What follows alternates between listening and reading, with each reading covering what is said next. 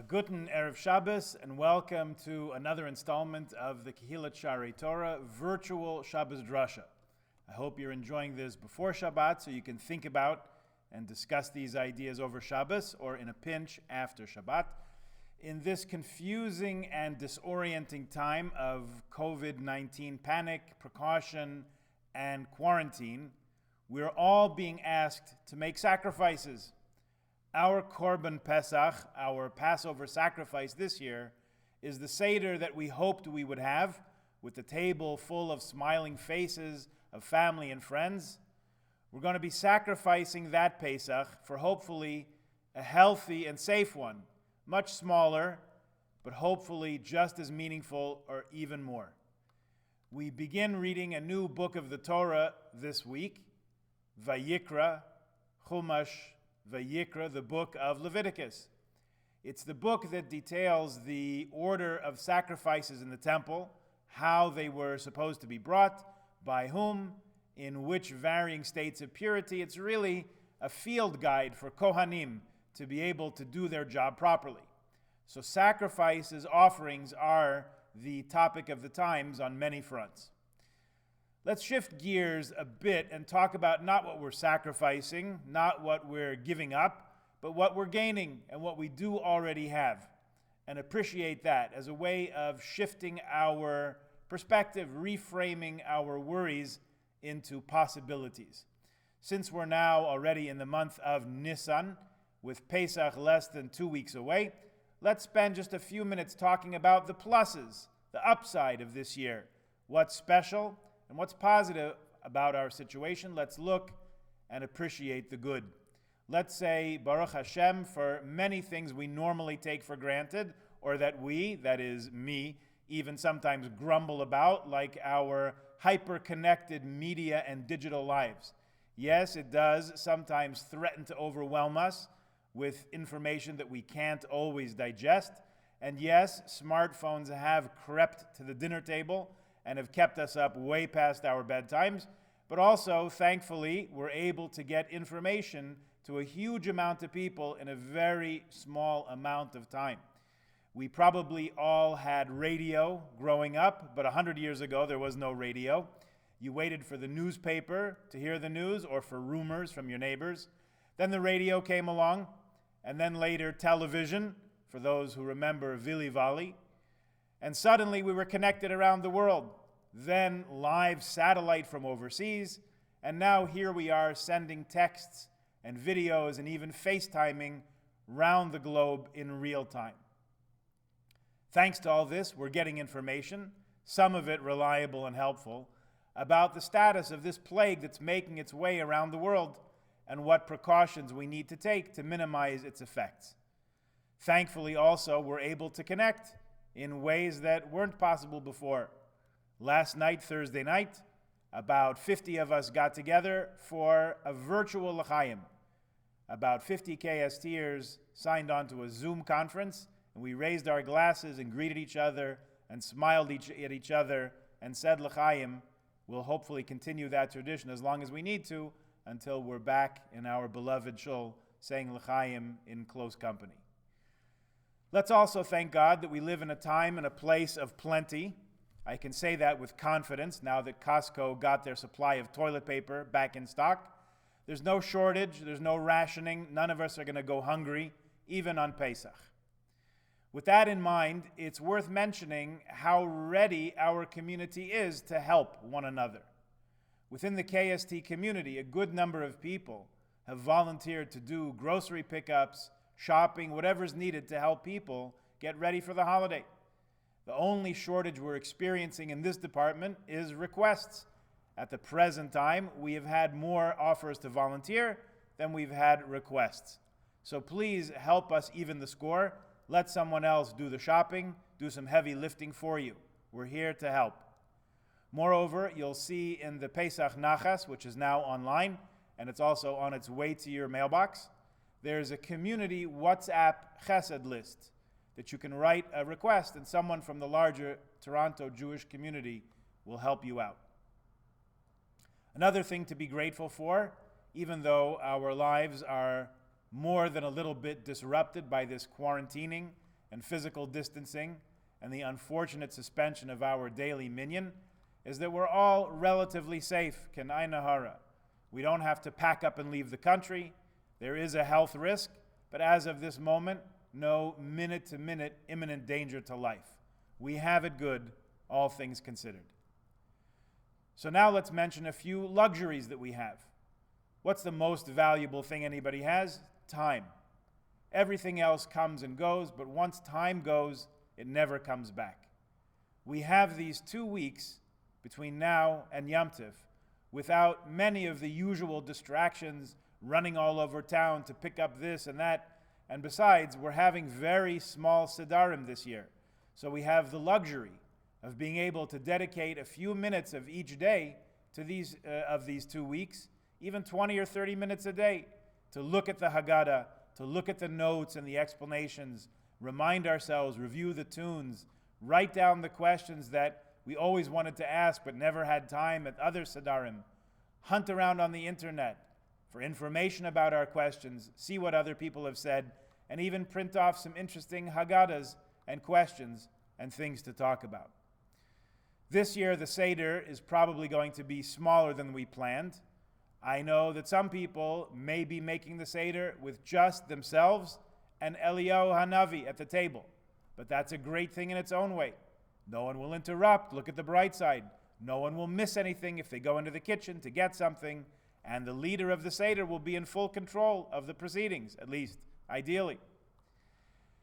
Now, I know a lot of people who have made their own Seder solo over the years. Usually they were yeshiva students or university students who went to some distant place to help a far-flung Jewish community make Seder in the community. So what do you do when you're in a place like Fairbanks or Arkhangelsk? At this time of the year, if you wait until after nightfall to make Kiddush and start your Seder, that's sometime after 10:30 at night. So imagine starting the Seder then. And when Pesach comes even later in April, nightfall could be closer to midnight. So what did these students do? They told me. They made the whole Seder with the community, and then at about 11 o'clock at night, they sat down with their Haggadah, with their matzah, with their wine, and started saying the Haggadah for themselves. Now the whole thing will take you maybe 20 minutes, maybe a half an hour, maybe a little bit more if you chew the matzah very slowly and carefully.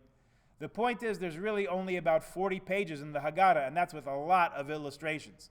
I have a Haggadah in the back of my siddur that's exactly half that without the pictures.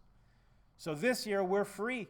We're free to set the pace however we like, free to elaborate on whatever points in the Haggadah we like, and speed up the parts of the Seder that we're not going to go into in depth this time around.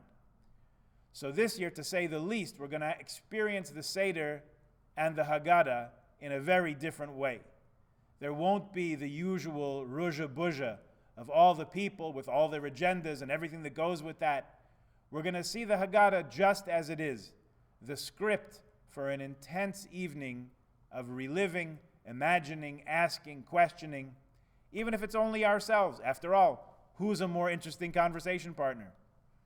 Let's just say one word about Pesach cleaning also, because now is the time. That's also a yearly Korban Pesach, a Passover sacrifice that we offer every year. This over-the-top cleaning that starts with that anxious look that you give a person who drops a Hamantaschen crumb on your kitchen counter the day after Purim. Pesach's coming soon, right? Some people are anxious even from Hanukkah. That's Mahadran min Mahadran.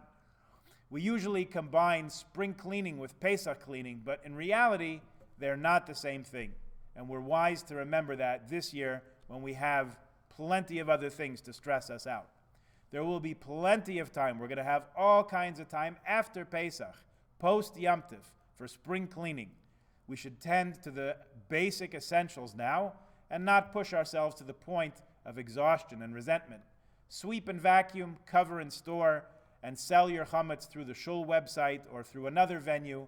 Make sure there's no visible chametz anywhere. You do not have to move the fridge and vacuum behind it, even though we like to do that other years. Here's a key to remember. Dust is not the same thing as chametz. So for those of you who may have a speck of dust somewhere in your house that you're hunting down, don't worry, it's not chametz, and you don't have to dust off every single book on the bookshelf this year. Much better is to clean what needs to be cleaned and then get on to the best of all steps to a successful Seder, which is rest.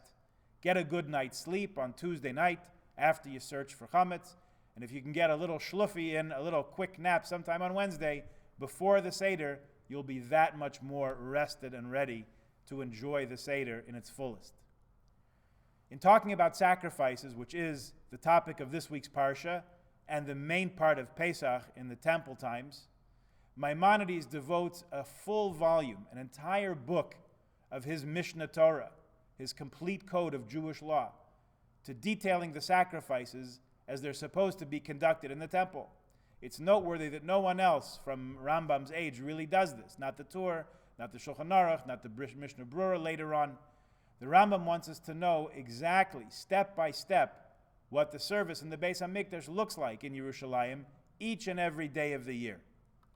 At the very end of that section, Rambam says that we should reflect on the meaning of the sacrificial service. He writes, Roi la'adam le'ezbainin b'mishpatei haTorah. He says, it's proper for a person to meditate on the judgments, the decisions, the teachings of Torah, v'leida sof inyanim lefi koychai, and to understand their ultimate purpose to the best of our ability. Nevertheless, says Rambam, one should not search for logical explanations or reasons for the sacrifices. They are what we call gzeras hakasuv. They are God's will, and we simply don't know why this particular mode of service is pleasing to God. We just know that it is, and that's the reason we do it. That being said, in another one of his books, Moreh Nevuchim, Guide for the Perplexed, that very same Rambam does exactly what he said we should not do. He gives reasons for the sacrifices. He says that we used to be idol worshippers, like the Haggadah mentions, but God wanted to teach us to stop doing that and instead worship Him. So God transferred the fire and the incense and the sacrifices and all that stuff from idolatry and instead had us focus His efforts on serving Him. Okay, now Rambam is writing Mishnah Torah for one kind of Jew who reads Hebrew, who wants to know what to do, who accepts the yoke of mitzvahs and just needs to be given the directions. Just tell me the particulars. And on the other hand, he's writing the Guide for the Perplexed in Arabic for Jews who aren't so convinced, who aren't so maybe well-versed in Hebrew, maybe a little bit less with the program. I think the Rambam, like the whole Torah, is constantly speaking to all four sons, all four children from the Haggadah in each and every one of us. The wise one, the skeptical one, let's call her, the simple one, and the one who doesn't even know how to ask. There are times when it's enough for us to know that the Torah says it, and we're happy, we're satisfied, we're comforted with that. There's another part of us that wants to know why is it this way? And there are some things that it's hard for us even to know where to start asking. How do we even formulate the question? We don't have words.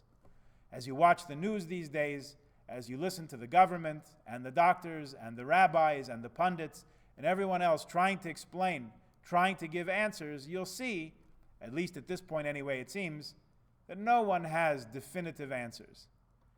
It's a very powerful model that our Haggadah, our Seder, does not have 4 answers. It has 4 questions, because the answers are going to change from time to time, from age to age, from situation to situation. There are certainly points when we have to throw up our hands and say, we don't have a good answer. It's a good question. We don't have an answer. This may be one of them. But a Jew should never be without a question. Or if you're really on top of your game, you'll have at least 4 questions, maybe even more. Not that we'll necessarily get an answer, and no guarantee that we'll like the answer once we get it, but we still ask and we still wait for a reply. At our Seder table, once we go around the whole table and ask the 4 questions in all the languages that everybody at the table knows, we also ask in Yiddish. And at the end, after the 4th kasha, we say, Tate, Chaba dir gefragt 4 kashas. Father, I asked you 4 questions. Jetzt bitte gib mir a teretz. Please, now, give me an answer. This year, we don't have our fathers at the Seder table, as in years past, but we're still asking our Father, the Father of all of us, Avinu Shebashamayim, the Eibishter. We have questions. Oi, do we have questions? Bitte, please give us an answer. We're still waiting, and we're all ears. A guten Erev Shabbos and a kosher and happy Pesach to everyone.